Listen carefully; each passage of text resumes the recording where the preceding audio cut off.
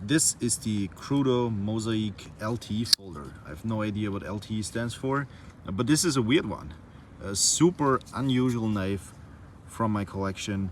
Well, technically not anymore, because I'm currently thinning out the collection quite dramatically, and this one never gets used, so it needs to go. But I thought I'd show it off real quick before I do that. Very unusual blade shape. It's almost like a tanto and dagger combined, so it does have a secondary point, and then it also has a secondary grind that is unsharpened.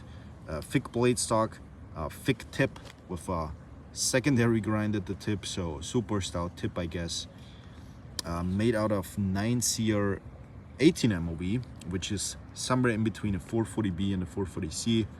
With this geometry though, cutting and slicing is like not a priority. This is more like a tough tip kind of knife.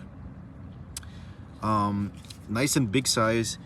The handle, which looks like titanium, and for the longest time I thought it was titanium, but it is actually stainless steel, so there is no insert needed. This screw right here is for the over travel stop that you might be able to see down there. So there's a lot of aggressive milling on the inside also. It still has 6.1 ounces, so it's not the lightest knife, but it's also not terrible. I think it's totally carryable still. G10 inlays, medium coarseness, nice and big screws. I like to see that. Maybe too many screws, but at least they're a nice, have a nice size. I think these are probably like T8s. CNC clip, not my favorite, but it does work. A nice big pivot with the logo, and this super fun blade. It's obviously a flipper, so this runs on steel bearings. Has a good action. I don't use it too often, so it might need more breaking in.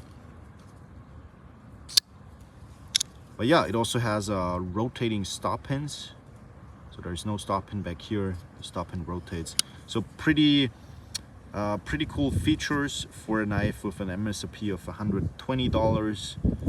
So if this was made out of titanium, this obviously would be a very premium blade. But yeah, it's an okay price, I would say, for the given quality. Quality is good, and just an unusual weird shape for those who like, I guess, like fantasy knife or weird knives, different knives. This is that kind of thing.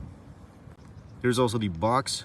Comes with a super nice high quality presentation for a knife being made in China.